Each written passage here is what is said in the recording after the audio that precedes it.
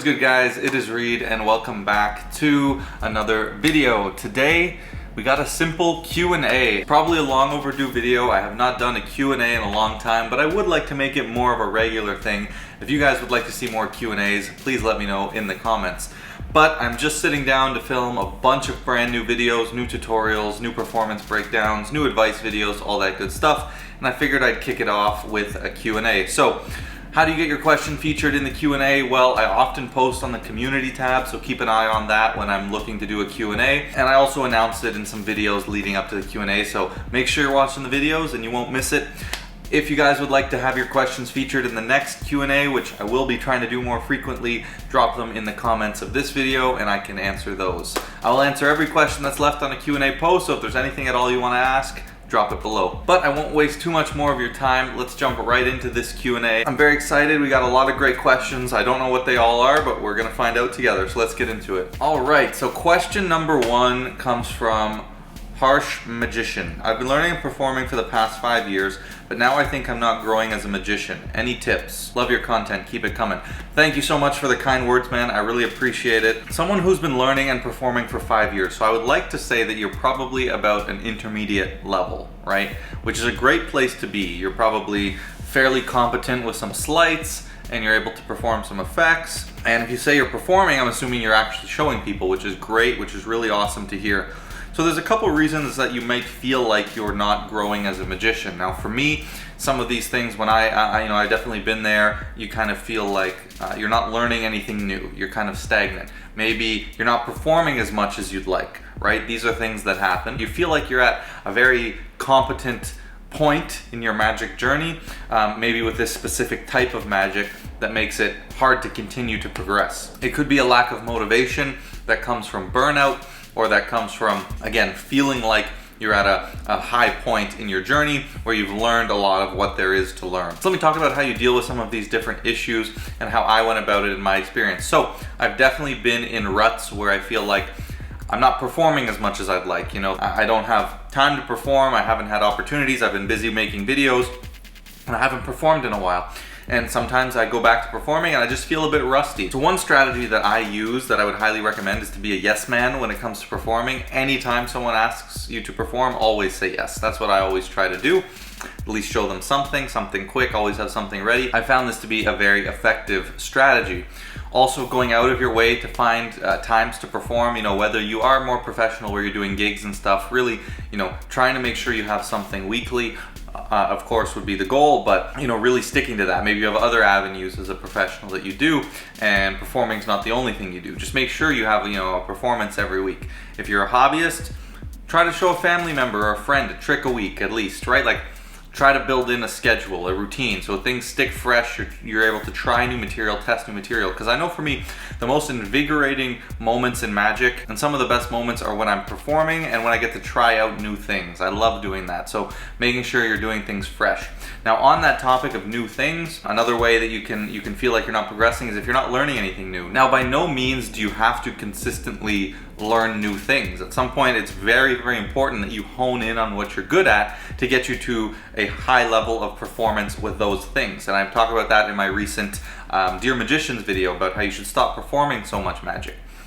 But at the same time, that video is a lot focused on performance, and for our own needs and our own interests, and to continue to gain that confidence and enjoyment out of magic, we want to continue to learn, right? We want to continue to learn new things. It's what keeps it exciting for a lot of us. So you can also set up a similar schedule thing where once a month, once a week, you're learning a new trick, you're learning a new sleight, whatever it happens to be. When you're a beginner, I'd recommend you learn, you know, once a week. You learn a lot more frequently and then you spend some time practicing that. But you really want to try to get a good, at least knowledge base, what all the different moves are. And one way to build that knowledge base is to constantly look and search and learn new things. Once you get a bit more intermediate is when you want to start to hone in some of these effects and skills into what your kind of bread and butter happens to be. You know, another great idea is to, you know, continue to look and follow new creators, right? If you're a big time follower of me, and you've watched a lot of my videos, you're in luck because you're seeing the best magic here on YouTube. I stand by that. But that doesn't mean that there aren't a lot of other great creators here on YouTube that can just have a different perspective and show you different things, right? I teach you stuff that I use and that I do. I don't sit there and go through books and teach you random things that I've never done before, right? That's not my style. I teach you things that are practical that I use in my professional working life as a magician so that I can teach you guys what I think is actually good, because there's a reason I've done these things and tested them. That's why you see a bunch of performance footage from me. You actually see the real magic, you see the real performance coming from me, and I'm not all talk, right? So it's a good idea to keep in mind that, there are other avenues you can look at as well. If there's older videos of mine even that you haven't seen, maybe go check it out. You'll find inspiration, learn something new. And then another really important thing to discuss is if you feel burnt out or tired in what you're learning. If you've just been learning card magic, it's very possible that you burn out and you feel like you've learned a lot of what there is to learn in card magic. I was 100% at that place. Now, it's not at all to say that I am a master or I've learned everything there is to learn in card magic, but a lot of things I wanted to learn, I did learn and I became proficient at doing. I started to get to a point where new things I would see, I wouldn't be interested in adding them to my repertoire anymore, right? That's a really good tell as to where you are in your journey. If you're learning new things constantly and eventually the new things, they stop feeling like they're better than the material you already have, or they fit into what you want to perform, you're probably at a good point where you have, your kind of bread and butter carved out. So I started to feel like I have a good level of understanding of card magic. I'm pretty proficient in it. I can accomplish whatever it is I really want to accomplish with the sleights and the magic I have. And that's not to say that I don't keep learning, because I do, and once in a while I do add new card effects to my repertoire. And I'm definitely constantly creating new effects, but at that point I decided I need to make a pivot into a new form of magic, and that's when I started diving into mentalism. So pivoting and trying a new style of magic completely, whether it's impromptu everyday object magic, whether it's mentalism, whether it's coin magic, whether it's stage magic, whatever it happens to be, is a great way to keep the fire and continue to progress as a magician. Next, we got it from Mick Magic, I guess that's how you say it. Could you do a video about approaching people and getting footage for magic, like performing for an audience and a camera? I actually think I have done a couple of videos in my How to Make Your Magic Better series that I will link up here in the cards. I've done one here that is about approaching in magic, so how to approach groups of strangers. And I've done another video all about performing. That whole playlist is absolutely packed with gold. I think there's like 16 or 17 episodes of How to Make Your Magic Better where I cover all kinds of little theoretical topics, but I'd highly recommend you watch the approaching video, how to approach people to perform magic, because it's a very important skill. A few things I will say in this video: if you're looking to approach people at random, like film some street magic type of thing, my biggest piece of advice is to have a camera. Even if you're not planning to show anyone, even if you're just doing it for your own enjoyment, have a camera and just get one of your friends, even with a phone, whatever, to film it or even pretend to film it. Having the camera will enhance that credibility and make people so much more willing to give you a chance. If you think about it from their perspective, they have no idea if you're a famous magician with millions of subscribers who is going to feature them in a video, or if you're just some kid filming on his phone, right? It doesn't matter though, and you don't need to tell them. The easiest way is to walk up to someone, just be confident and say, hey, I'm filming some magic for YouTube, would you like to see something? I don't usually say, would you like to be in a video, because it's kind of implied, and people are a little bit more hesitant to want to be in a video. But if you say, do you want to see magic, I'm filming for YouTube, they know what they're signing up for, and it's now more answering, do you want to see magic, rather than do you want to be in a video, which I think is great. So that is really important. Confidence is another super important thing. Go up with confidence, and if you are confident, there's a very high chance they will want to see it. Most people really do like magic, right? And then, of course, once you get in, starting with a good, powerful, quick opener to establish that credibility, because that's super important. They don't know who you are. They're probably underestimating you to start. So show them something, powerful to start, something quick, something easy for you, and you'll be well on your way. And at that point, you'll have their full attention. You can do whatever you want with them. You asked about performing for the camera. This is still something I'm continuing to improve at. Oftentimes I'm showing the audience the card, I forget to show the camera, right? Things like that. But you just want to try to keep in mind that the camera is there and think of it as another eye, right? Another spectator who's watching that you need to get involved as well. So the next question is from Carlos Diaz. He says, what's your opinion on advocate and any named card tricks? I love those kind because they seem impossible to the audience. Yeah, I love named card tricks. I think they're super powerful, and anytime you're doing any pick a card trick where it's not a force and they can really choose any card, show them the faces and have them name a card. It's very powerful and it really helps enhance that free choice feeling. Now in terms of the advocate, I've always loved the idea of the Advocate. I did use it for a short period of time in my everyday kind of carry, but eventually, you know, as you guys know, I'm a big minimalist. I really only like to carry a regular deck of cards, a Sharpie, and billets, because I can put the billets with a rubber band to the deck and then slide the pen in there, and it's just one little easy package, no bigger than a wallet. And I found that having a second deck of cards just wasn't something I enjoyed. You know, it took up pocket space. I like to pack light. And so that's when I got the inspiration to, okay, how can I do a lot of the same things with the Advocate that the Advocate can do without carrying one, so just with my regular deck. And that is actually what birthed the Auto Index. If you have not seen the Auto Index, I'd highly recommend you go check it out. It stands for the Out in the Open Index. Last week, I just taught a vanish that you can do using the Auto Index principle, but the original Auto Index system allows you to get any named card instantly into your control without the audience feeling like you've went through the cards and done anything. So, exact same as the Advocate, where you can get any named card into your control without the audience thinking you're accessing the deck. This is the same, but it uses the index, which is the deck of cards that's in play as the index, and you're just gaining control of their actual card in that deck. You're not bringing in another card, but there's a lot of psychology that goes into that to making it feel like you never went through the deck, you never touched your cards, and when they reflect later on that effect, they will never, if you do it right, have any recollection of you going through the cards and having control of your card, and that's the purpose. So that's where the Auto Index comes from. So now that's what I use. It's very powerful for that. And then if you go check out my most recent video from last week, I talked about how to use this system to make any named card vanish from the deck. So they can literally shuffle the cards, hand you the deck, name any card, and then you can go through the cards with them at the same time, showing them all the cards, and the one card they name will have vanished or appeared to have vanished. You can show them every card, it won't be there, and you actually gain that card under your control at the same time. So very, very powerful, and I use that now instead of the Advocate. But if you like the Advocate, if you don't mind carrying two decks around, very, very powerful. Some of the pacing and the subtleties are really important so that you can kind of bring in that card and kind of do the dirty work if you know how it works. But I think it is a very, very good thing. I have a brainwave effect somewhere on the channel that I did using the Advocate. I'll try to link it if I can find it. And it's, you know, super killer effect. But again, these days I would just find a different way of accomplishing that without the Advocate. That's just my personal preference, and I think it is a great tool if you want to use it. And for named card effects, like I mentioned, always try to have a card named if you can. Next question we got from Copycat Net. How could I stop shivering while doing card tricks? So I know what you mean.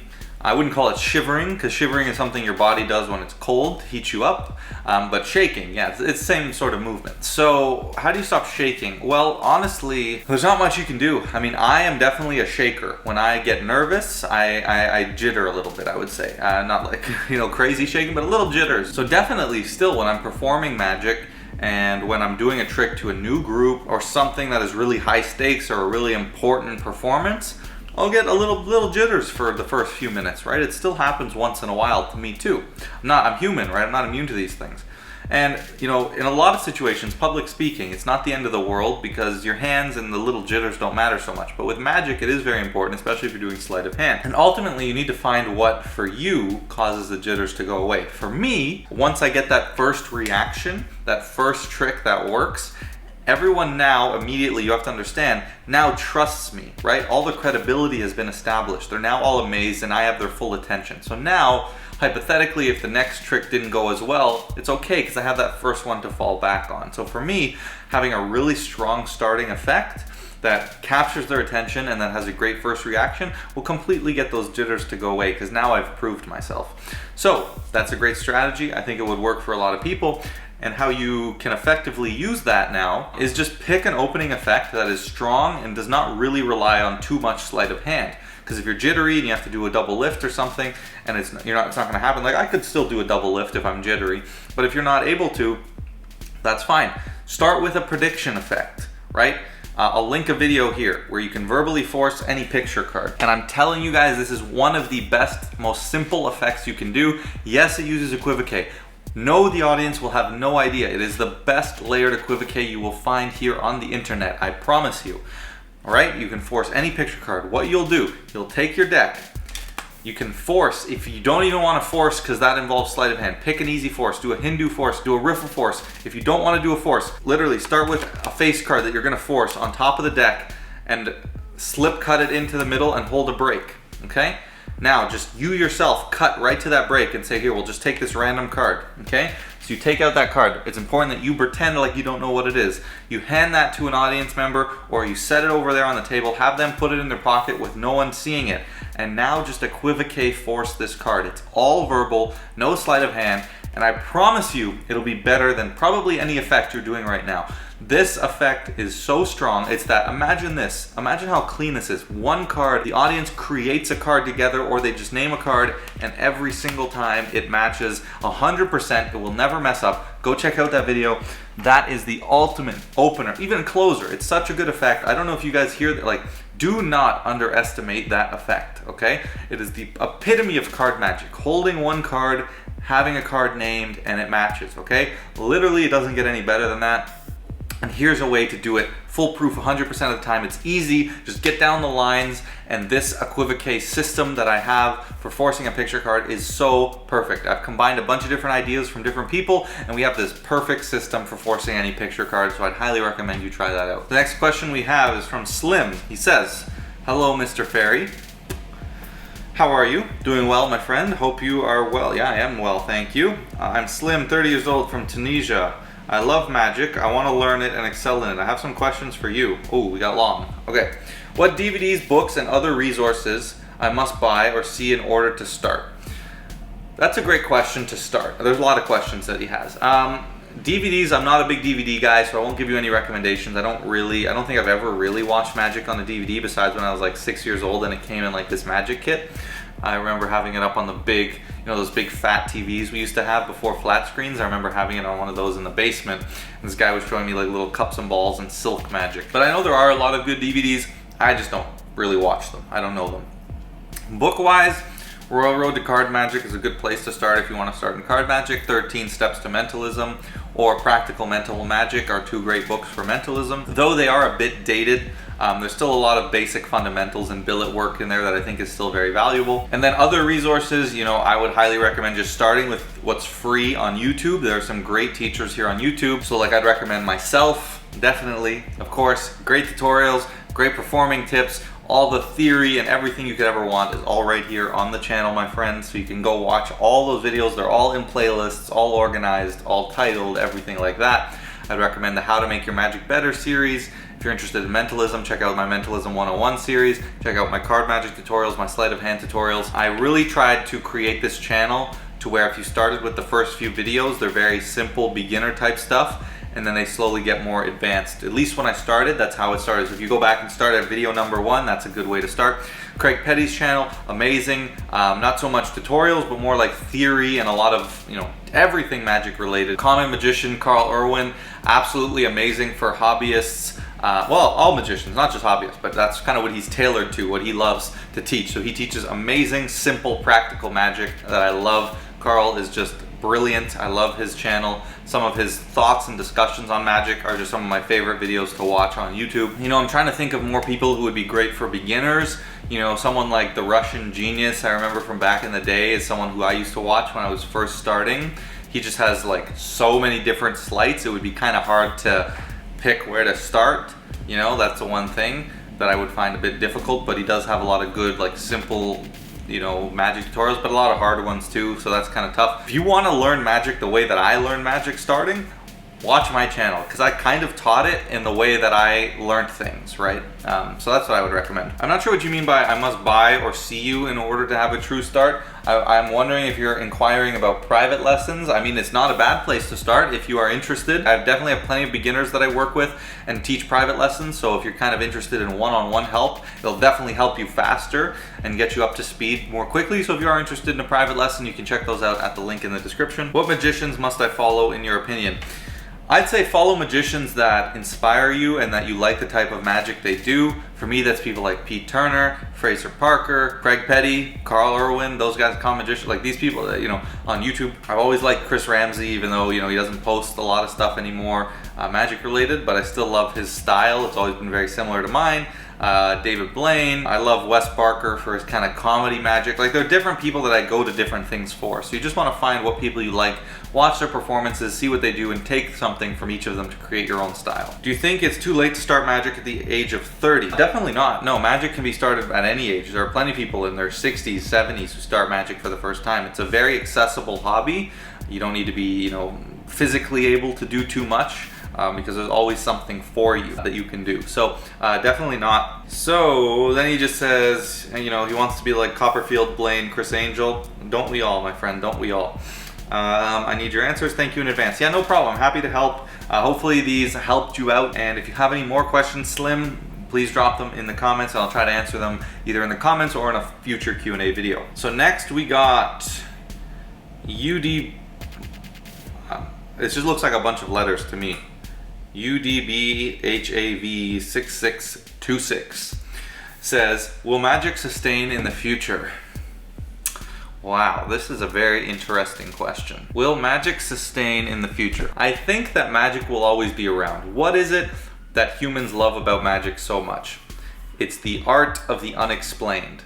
And if you think about other things that are unexplained, all kinds of conspiracy theories, if you think about mysteries and true crime, and all these like really pop culture, really prominent things that are really popular right now, right? True crime is extremely popular on TV, mystery, right?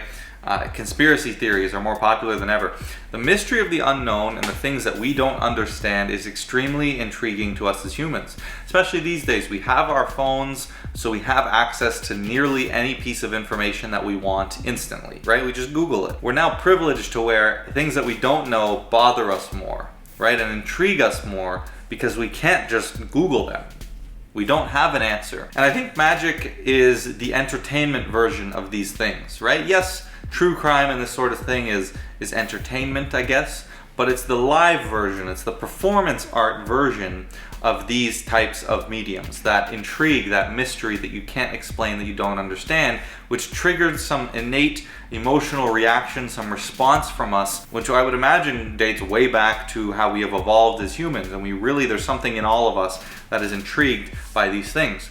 And if you think about the different people who observe magic and how they interpret it, we have people who love the mystery and the wonder. We have people who want to crack the code and try to figure out every trick you do. And we have people who get very defensive and try to fight back and heckle when they see things they don't understand. And that really fits different demographics of humans, right? The people who don't like feeling like something was pulled over on them, right? The people who may be a bit insecure and self-conscious, they become the heckler types. People who are just chill and there for a good time and are just kind of more relaxed in the world, just enjoy watching the magic. And then we have our analytical people who want to figure everything out. And it all really just translates to that innate mystery. And I'm sure if you took any of those categories of people, like if you took a heckler and you showed them a true crime or you gave them a conspiracy, they would probably get angry that they don't know what the answer is, right? It's just how you are as a person. So with that said, I don't think that innate feeling in us humans will ever go away. Thus, magic will always be prominent. Now, this kind of brings us to the topic of exposure and how magic is changing. I do think magic is going to continue to change drastically, right? We are approaching an age of digital magic. The whole situation we had a couple of years ago with the masks and all that, that was a big change where Zoom magic became very, very prominent, right? These things there became so many new tricks that were just focused on the virtual medium. People performing just for the camera to post on social media became a really big thing. And people like Zach King have found incredible ways to make that still feel amazing through the screen. Interactive magic started to become a thing where you're watching a video and magic is still happening to you. And I feel like that's the most interesting for me form of digital magic, interactive, because it's so unique, it's so difficult to do well. And I think I have a great example of one of the best interactive pieces I've seen because it allows you to do the trick over and over and over and keep watching. It could have been filmed a bit better, I think, in hindsight, but if you want to check that out, I made a little interactive magic video that I think is a ton of fun. The thing with most interactive magic videos, you can only watch it once and it doesn't work. This one will work as many times as you watch it, which is fun. So ultimately, I think magic is going to continue to change and continue to evolve and get better. Now, people will say, well, what about exposure and the public finding out about our methods? As time goes on, we'll continue to see more exposure videos. Again, what you have to understand is as many exposure videos that come out on YouTube, or tutorials, which people call exposure videos, free tutorials, right? Where we're trying to help new people come into magic, which is a great thing and teach people the right way of doing things, you have to understand that for every new tutorial that comes out, there's a new effect that comes out, okay? There's a new method that comes out. And 90% of these videos have already been taught. They're public domain things. It's just another video on the double lift. It's just another this or that, you know? And so it's not really hurting anything. At the end of the day, these videos are really only watched by people who want to learn magic, especially when you're putting the time into tutorials that they deserve, like I do. I know they're long, but they need this kind of attention. People are not going to sit there and watch a 30-minute tutorial on how to turn over 2 cards at once, unless they're truly interested and want to become a magician. Magic is a niche but beautiful art form that needs to continue to be promoted and needs to get new people into it to continue to sustain. That is important. And one way to do that is adopting with the times, which is video and YouTube and teaching things through this medium. At the end of the day, there are billions of people, and there is a extremely small fraction of those people who are magicians. 0.0001%, if not less than that, are magicians. And then an even smaller percentage of that is people who aren't magicians but know a few magic secrets, right? You should be a good enough magician to perform something else if they know what a double lift is. You shouldn't only have the double lift in your repertoire. You should be a good enough magician to continue to push yourself and do different things and do better magic. At the end of the day, the effects of free tutorials on YouTube are way, way less detrimental than a lot of people seem to think, but it's really not a big deal. One of the main reasons I chose to make my channel was to avoid that continuous teaching of the same things here on YouTube. I felt like I had some amazing material that needed to be shared with people, and if I didn't put it out here, it would probably be lost forever. So I really wanted to share a lot of these things. Yes, I taught some things, or a fair amount of things that other people have taught, but I taught them in my way. And now that those are out of the way, I'm teaching you all brand new things from this mind. All right, sorry for the bit of extra noise. My washing machine decided to just be super loud for the last little minute, but I need to finish this last question here. So the last question is from Jana. Jana says, what do you think about Jason Ladani? Jason is an absolutely incredible magician who has done some of the best marketing for himself on social media that I've seen. He comes across as this very, you know, cocky, kind of I'm better than you type guy, which a lot of people don't like, but I think it's just his character, right? And he's done a great job of, you know, fighting the internet where people get angry that he's kind of like this and they keep challenging him, and he gets to keep making more videos based on these challenges, and he always wins, which is amazing. I think he's super talented, very impressive. And one thing that I like that he did that actually fooled me for a while was he did a couple of these self-working tricks where he'd take a deck and he'd do like, okay, you know, this works, it's a self-working trick, you just follow along and it'll work. You shuffle, you deal, do this, flip the cards, da-da-da, and then something amazing would happen. It'd be like you make 4 piles after shuffling and the 4 10s would appear after you did this sequence. And I remember being so fried. I was laying in bed one night, it was like midnight. I have to jump up, grab my deck, and go follow along to try this because I could just not understand how it worked. And then it kept not working, so I'm like, oh, I must be doing something wrong, and I keep doing it. I'm like, I swear I'm doing everything right, and then eventually it clicked. He was trolling. And I thought that was such a hilarious, funny thing to do, where he's framing it as a self-working trick, but it's actually just his skill. He's just doing a skill demonstration. And so many people in the comments were like, it's not working, and it was just hilarious. So I think Jason is great. I love the style that he does. He's really paved his own lane, which I think is awesome. Talent-wise, he's obviously very talented. All right, guys, that is it for this Q&A video. I hope you guys got some helpful insight out of this. We had a ton of great questions. I think if I had to choose, my favorite question of this video would be about, will magic sustain in the future? I just thought that was a really interesting topic to discuss, but so many great questions. As I said, if you guys would like to ask more questions and have more questions answered and would like to see Q&As happen more frequently, please let me know in the comments and drop your questions in the comments that I will feature in the next Q&A. I think these are very useful and I hope they helped you guys. Now, if you guys would like some more one-on-one help, you can check out my private lessons, link in the description. They're the best way for me to help you guys one-on-one, so if you are interested, like I said, you can check those in the description. And with all that said, guys, don't forget to like, comment, share, subscribe, and I will catch you in the next video.